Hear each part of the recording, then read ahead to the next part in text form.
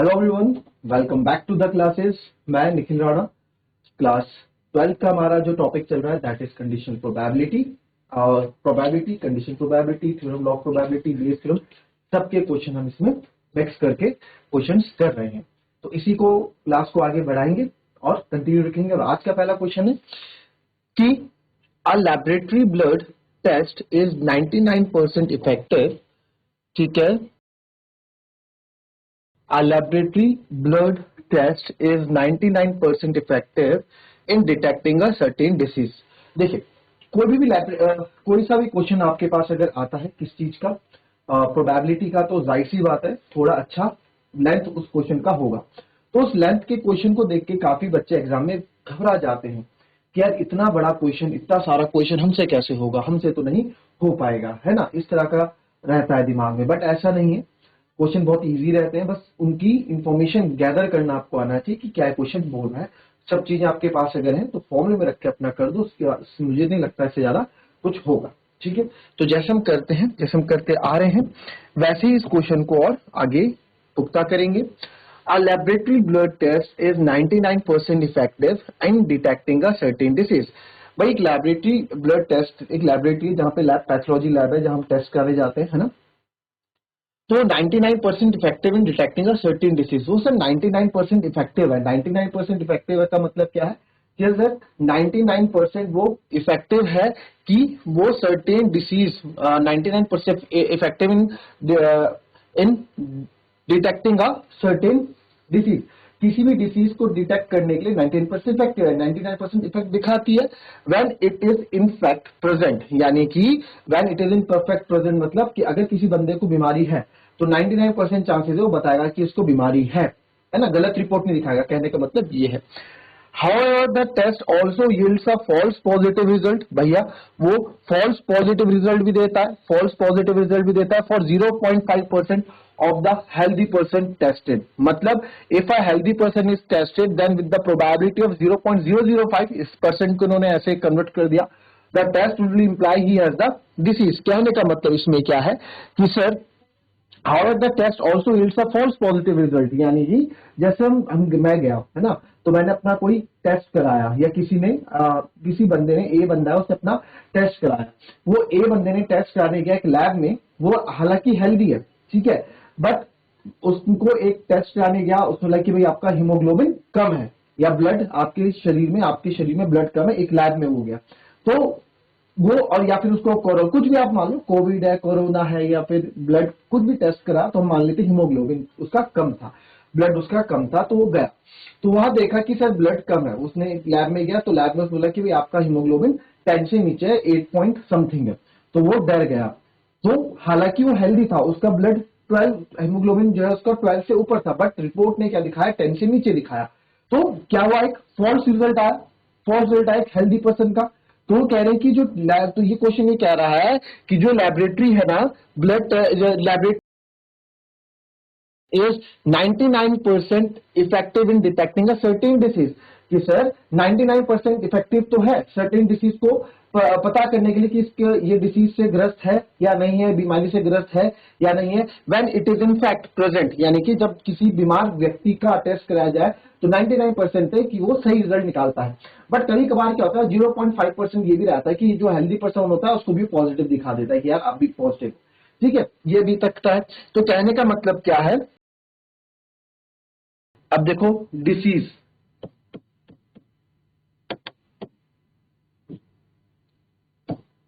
Sir जिनको disease है, यानी कि जिनको डिसीज है हमारे पास, है ना, तो उनको क्या है 99% पॉजिटिव दिखा देता है। अभी तक की इंफॉर्मेशन जो हमारे पास आई है वही है।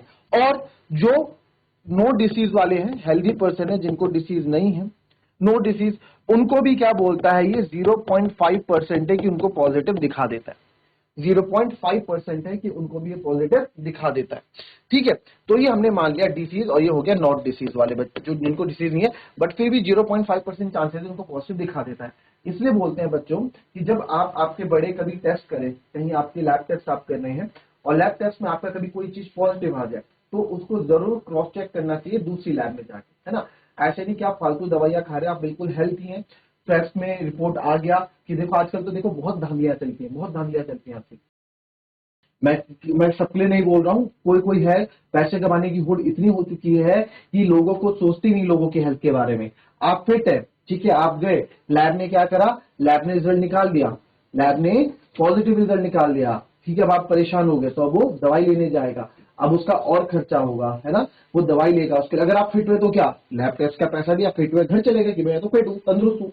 बट अगर फिट नहीं है तो क्या करोगे, डॉक्टर के पास बैठोगे, उसके डॉक्टर के पास डॉक्टर देखेगा, डॉक्टर अपनी फीस लेगा, दवाई लिखेगा, दवाई वालों के अलग पैसे बनेंगे, उनका अपना कट रहता है, सबका अपना अपना चल रहा है इस देश में।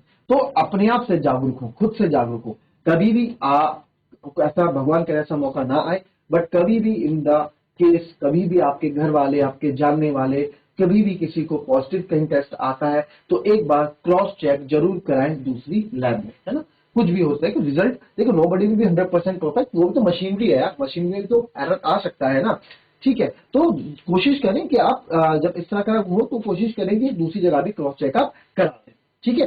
चलिए अब वापस क्वेश्चन पे आते हैं।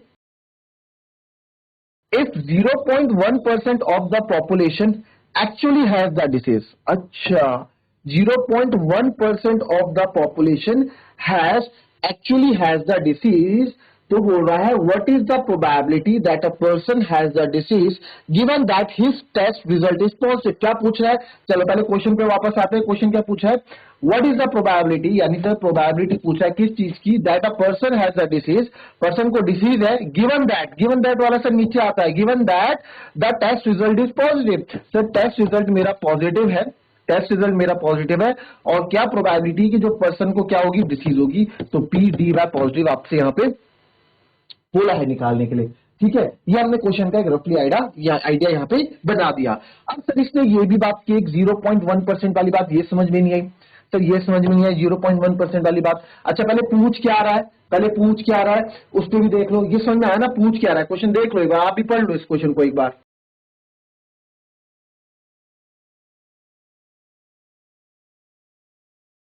ठीक है ना।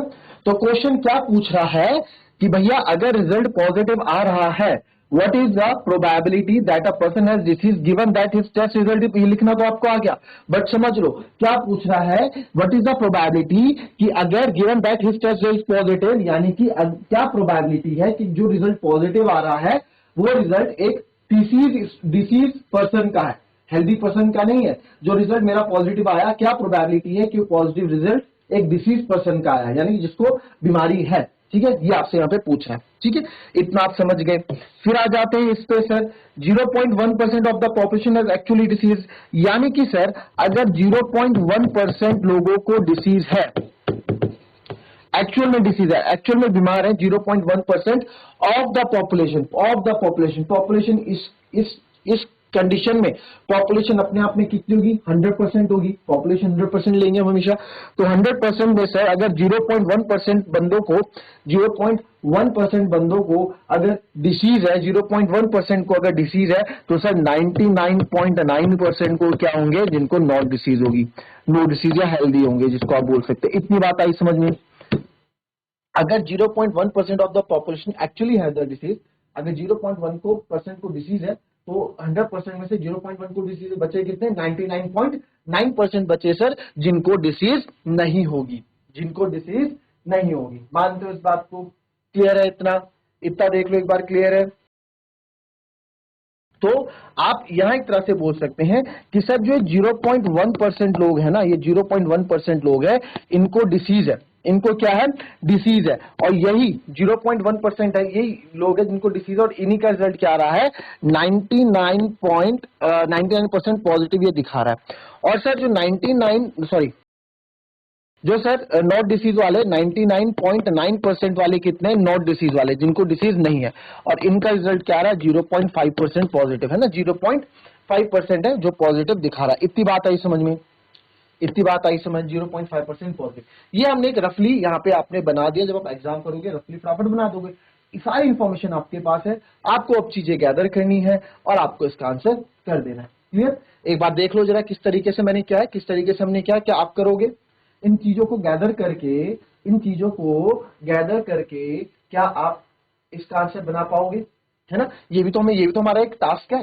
पहला था क्वेश्चन पढ़ना टास्क, दूसरा था जो इन्फॉर्मेशन थी उनको हमने गैदर अपने इस छांट छांट के लिख दिया जो जो हमें पता था। अब इनको क्या करना है, इनको गैदर करना है, स्कैटर्ड हो रखे हैं, गैदर करना और आंसर निकालना है। आई बात समझ में? तो जरा एक बार आप भी क्या करेंगे, इसको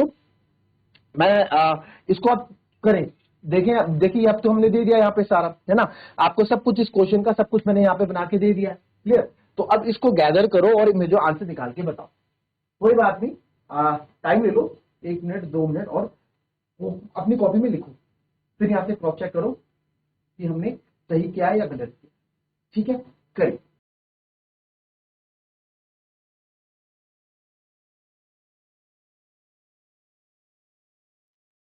चलिए, तो बना दिया होगा आप लोगों ने। आइए देखते हैं। तो हम इवेंट ले लेते हैं इसमें, राइट, इवेंट ले लेते हैं। इवन एक इवेंट लेते हैं कि people have disease, people have disease. तो कितनी क्या प्रोबेबिलिटी है जिनको डिसीज है, देखो जरा। पीपल हैव डिसीज क्या निकालोगे, पीपल हैव डिसीज, जिनको डिसीज है सर कितने हैं, जिनको डिसीज है कितने हैं, ये मत कर देना, ये मत कर देना। ये क्या है, 99 पॉजिटिव, ये रिजल्ट है, रिजल्ट पॉजिटिव दिखाता है। पीपल हैव डिसीज कितना है, 0.1% लोग हैं जिनको क्या है, डिसीज है, 0.1%। तो प्रोबेबिलिटी 0.1% को 1/100 लिख देंगे भाई, 0.1% है ना, परसेंट को क्या लिखता हूँ 1/100, तो 0. ठीक है, तो 0.1, ठीक है, 0.1/100 हो गया। फिर E2 आ गया, पीपल हैव नो डिसीज, जिनको डिसीज नहीं है। तो कितने लोग थे जिनको डिसीज नहीं थी भाई, कितने लोग थे जिनको डिसीज नहीं थी सर, 99%, 99.9% लोग हैं जिनको डिसीज नहीं थी। तो 99.9/100 होगा भाई, मानते हो इस बात को, 99.9% लोग थे। ठीक है, और हमारा मेन क्या है कि देखो, फ्लो चार्ट तो हमने बनाया ही, फ्लो चार्ट भी बनाते हैं ना। हमारा मेन क्या है, रिजल्ट पॉजिटिव आ रहा है, गेटिंग रिजल्ट पॉजिटिव, ए इवेंट मान लेते हैं। और ये पॉजिटिव रिजल्ट दो जगह से आ रहा है, दो जगह से। एक तो जो डिसीज है, जिन लोगों को डिसीज है, इवन हमने मान लिया। E2 जो हेल्दी लोग हैं जिनको डिसीज नहीं है, वो भी क्या करते, गलती से आपको रिजल्ट पॉजिटिव दे दे रहा है। तो पॉजिटिव आने के दो चांसेस हैं। तो पूछ रहा था कि क्या चांसेस है कि रिजल्ट तो पॉजिटिव है, बट क्या चांसेस है वो रिजल्ट एक डिसीज बंदे का हो, है ना। ये आपसे पूछा है क्या चांसेस है कि वो एक डिसीज बंदे का हो, यानी कि रिवर्स प्रोबेबिलिटी पूछ रहा है, क्या चांसेस है कि रिजल्ट पॉजिटिव हो किसका, एक डिसीज बंदे का। तो रिवर्स प्रोबेबिलिटी है, रिवर्स प्रोबेबिलिटी यानी कि बेस थ्योरम है। ठीक है, चलिए आपको पूरा समझा रखा है, ये इवन E2 है। अच्छा, ए मान लेते हैं, ए क्या होगा हमारा, गेटिंग रिजल्ट पॉजिटिव, ए इवेंट है, गेटिंग रिजल्ट पॉजिटिव। ठीक है, अब हमने यहां तो बना दिया, इसको आगे कैरी ऑन करते हैं। ठीक है, तो चलिए E1 हमारा है, तो सबसे पहले प्रोबेबिलिटी ऑफ E1 निकालेंगे, वो आपको पता है 0.1/100। फिर उसके बाद नीचे गए, यानी कि क्या, गेटिंग रिजल्ट पॉजिटिव, क्या प्रोबेबिलिटी की रिजल्ट पॉजिटिव आया किसका, जो जिन बंदों को डिसीज है, क्या प्रोबेबिलिटी थी उसकी, क्या प्रोबेबिलिटी थी उसकी, देखो। यानी कि प्रोबेबिलिटी ऑफ A/E1 आपसे यहां पूछा है, तो क्या होगा, क्या होगा, ध्यान से देखो क्या होगा।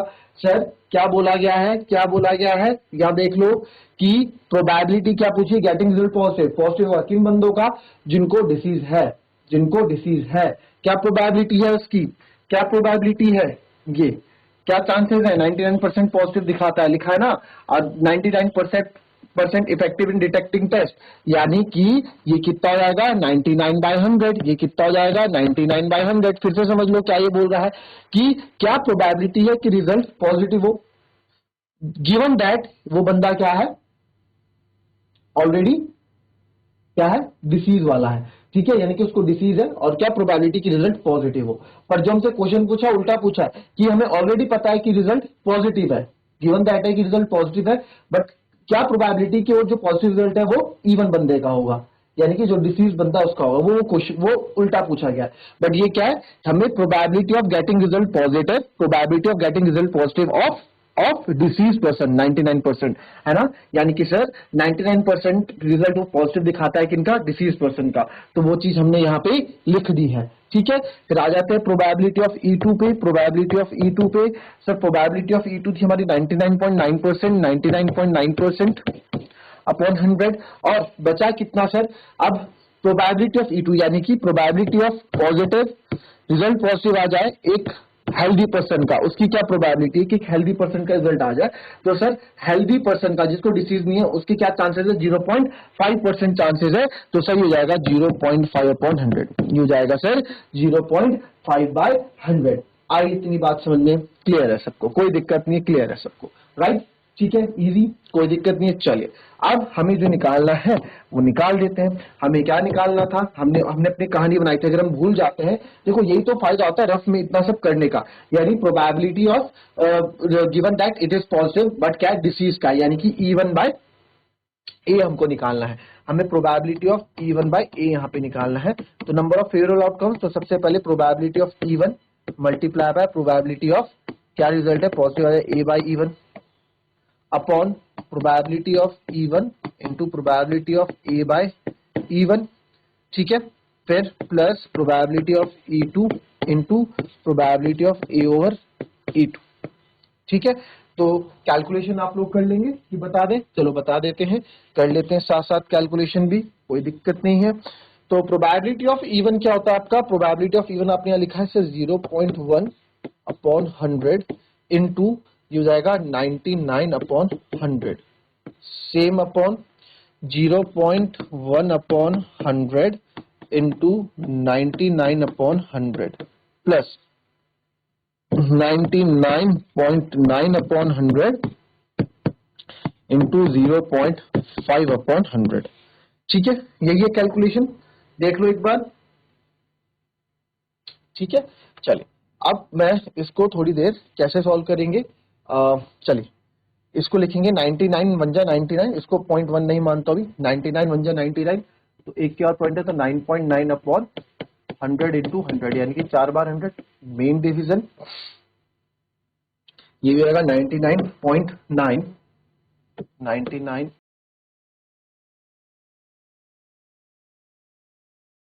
99 था ना, 99 इंटू 1 99, तो 9.9 ही आएगा, 9.9 अपॉन 1 2 3 4 प्लस यहाँ पे आएगा 99.9 इंटू 0.5, तो मैं 5 से इसको मल्टीप्लाई कर लेता हूं, तो मैं इसको 999 मान लेता हूं, 999 इंटू 5, 999 इंटू 5, तो ये आएगा 5 9 जा 45, 4 कैरी अगेन, 5 9 जा 45 और 4 49, 4 कैरी, 5 9 जा 45 और 4 49, और पॉइंट कितने के बाद है आप देखेंगे, अगर पॉइंट हमारा 1 और 1 2 के बाद, तो यहां भी हम 2 के बाद पॉइंट लगा देंगे, और ये आपका हो जाएगा 1 2 3 4, सेम हो जाएगा, कोई दिक्कत, क्योंकि 100 इंटू 100, डिनोमिनेटर सेम कर देते हैं इनको, इनको आप साथ में प्लस भी कर दो, चाहे 49.95 और 9.9,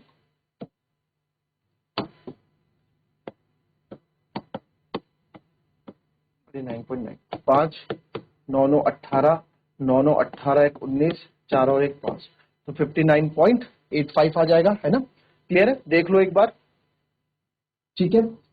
अब तो इसको आप लिखते हैं 9.9 अपॉन 1 2 3 4 अपॉन 59.85 अपॉन 1 2 3 4, तो आपको दिख रहा है यहाँ पे ये पूरा कैंसिल आउट हो जाएगा, तो यहाँ पे जो हमारे पास बचेगा ये बचेगा 9.9 अपॉन 59.85, 59.85 पॉइंट हटाएंगे इंटू 20, एक पॉइंट हटाओगे 1 0, ठीक है, सिंपल कैलकुलेशन, हमें इतना ट्रिकी नहीं करना है, फटाफट सिंपल कैलकुलेशन, ठीक है। 9 का मल्टीपल देखते हैं, अगर ये है तो 9 8 5 13, 13 और 5 18, यस ये 9 के मल्टीपल है, तो डायरेक्ट 9 से काट देता हूँ, 9 से 11 टाइम, और ये कटेगा 9 6 जा 54, क्योंकि 9 7 जा 60 बड़ा हो जाएगा, 9 6 जा 54, 9 में 4 गए 5, और फिर से अगेन 9 6 जा 54 और बचेगा 4, 9 5 जा 45, ठीक है।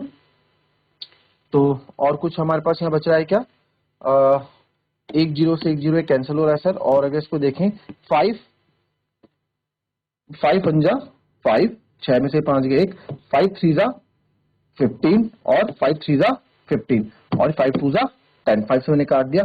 तो फाइनल आंसर आ गया 11 टू 22 अपॉन 133।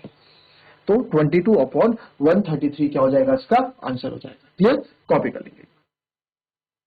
ठीक है, तो कैलकुलेशन तो इतनी टफ नहीं, आप कर लोगे कैलकुलेशन में। मेन चीज इन चीजों को समझना, इनको गैदर करना। हमने गैदर किया, इनको पहले समझा, क्वेश्चन जो जो लिखा है यहाँ पे हम लिखते रहे, और उसके बाद हमने तुरंत इस चीज को एक गैदर करके अपने आंसर का जमा फैलाया, और उसके बाद हमने कैलकुलेशन किया और हमारा आंसर हमारे सामने। क्लियर, देख लेंगे एक बार, कॉपी कर लेंगे।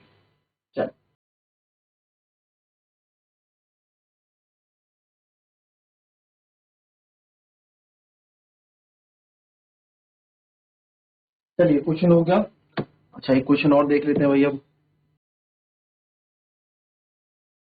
देखिए ये क्वेश्चन देखेंगे पहले। Probability of solving specific problem independently by A and B are 1/2 and 1/3 respectively। ठीक है, किसी भी चीज की प्रॉब्लम सॉल्विंग स्पेसिफिक प्रॉब्लम, कोई प्रॉब्लम है उसको सॉल्व करने की जो independently by A and B are 1/2 and 1/3 respectively, यानी कि ए किसी चीज को सॉल्व करने की जो उसकी प्रोबेबिलिटी 1/2 है, और किसी चीज को बी उस प्रॉब्लम को सॉल्व करने की probability 1/3। If both try to solve the problem independently, find the probability that problem is solved। तो यहां पे आप देखो इंडिपेंडेंटली वर्ड यूज हुआ है, इंडिपेंडेंटली वर्ड यूज हुआ है, तो सर ये कहीं ना कहीं इंडिपेंडेंटली है। और to solve the problem, find the probability that the problem is solve. ठीक है, तो यहां से क्या पता लगा, ए और बी क्या है आपके इंडिपेंडेंट इवेंट है। इंडिपेंडेंट इवेंट है सर, ये क्वेश्चन कहां से आया, मल्टीप्लिकेशन थ्योरम ऑफ प्रोबेबिलिटी का क्वेश्चन, बेस थ्योरम का क्वेश्चन नहीं है। एक साथ दो, what is the find the probability that the problem is solve. क्या प्रोबेबिलिटी है कि प्रॉब्लम सॉल्व हो रही है, प्रॉब्लम सॉल्व हुई। उसने ये नहीं कहा, यहां पे उसने ये नहीं कहा कि क्या प्रोबेबिलिटी है कि प्रॉब्लम जो है ए सॉल्व कर रहा है या बी सॉल्व कर रहा है, उसने बोला या दोनों सॉल्व कर रहे हैं, कंडीशन तीनों है। उसने बोला कि प्रॉब्लम सॉल्व होनी चाहिए, क्या प्रोबेबिलिटी है। तो आइए फटाफट इसको कर देते हैं, कोई दिक्कत नहीं है। यहाँ पे हमें गिवन था कि ए एंड बी हमारे क्या इंडिपेंडेंट इवेंट्स है। तो देखेंगे आप, सबसे पहले गिवन है हमें ए एंड बी आर, यार क्या है,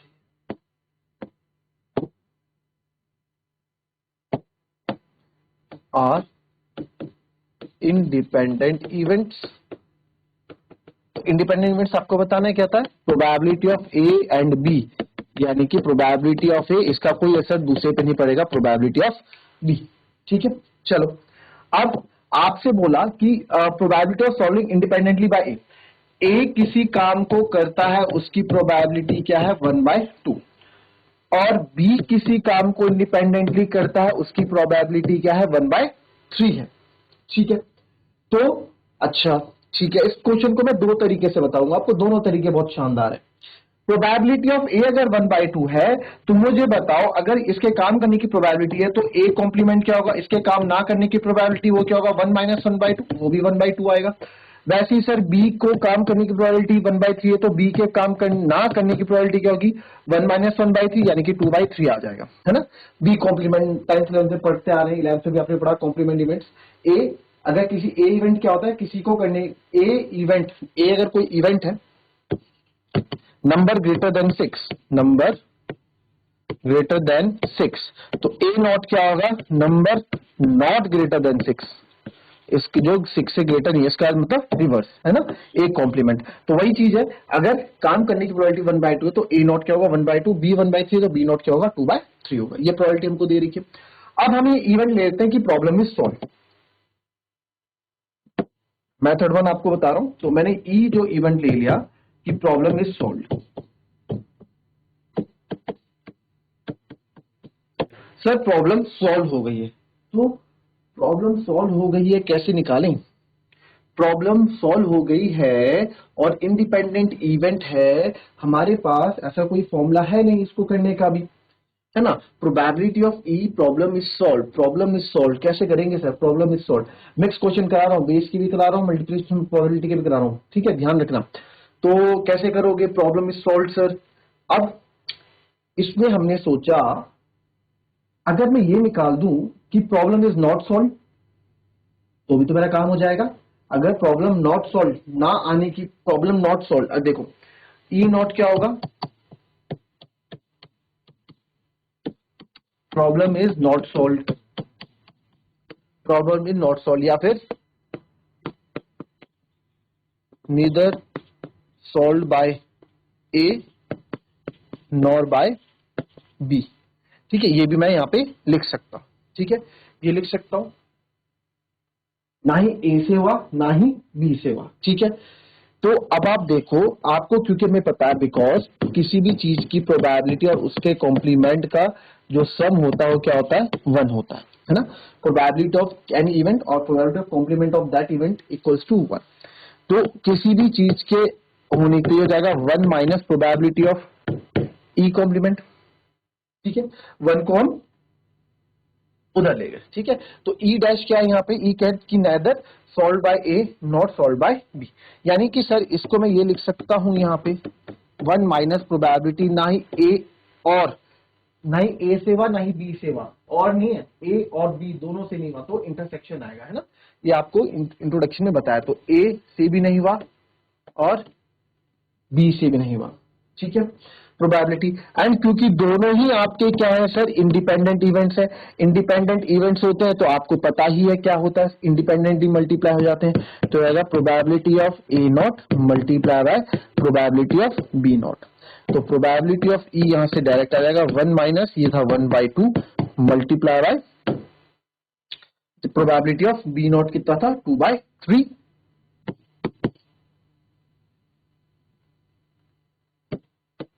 इसको सॉल्व करेंगे 1 माइनस 2/6, तो ये आ जाएगा 6 माइनस 2, 6 माइनस 2 4, और 4/6 यानी कि आ जाएगा 2/3। आंसर क्या आ गया, 2/3 यहाँ पे आ गया।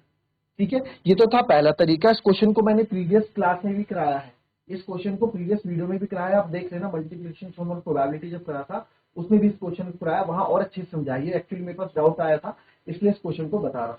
ठीक है, क्वेश्चन में पहले समझा चुका हूं। अब इसको मैंने आपको बताया, इसका मैं दूसरा तरीका भी आपको बताता हूं। पहले इसको कॉपी कर लो, पहले आप लोग एक बार इसको देख लो। ठीक है, फिर उसके बाद हम इसका दूसरे कॉन्सेप्ट पे बात करते हैं। क्लियर,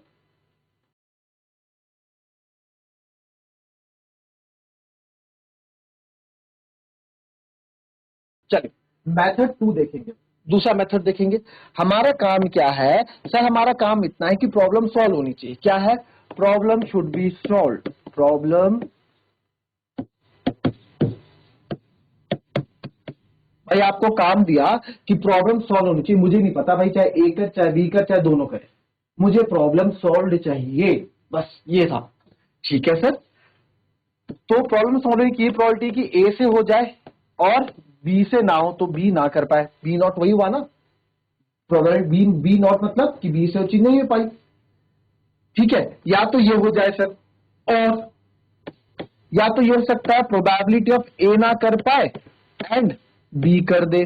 ठीक है, या फिर सर ये हो सकता है probability of A intersection B, यानी दोनों ही की प्रोबेबिलिटी हो सकती है कि दोनों ही काम कर ले, ए एंड बी दोनों ही प्रॉब्लम सॉल्व कर लें, ये भी हो सकता है। बिल्कुल सर, ये भी हो सकता है। और वर्ड आ गया बीच में, या तो ये कंडीशन हो सकती है प्रॉब्लम सॉल्व होने की, प्रॉब्लम सॉल्व हो रही है ना, प्रॉब्लम सॉल्व हो रही है ना, यहाँ पे ए कर दे रहा सॉल्व, बी से नहीं हो पा रही।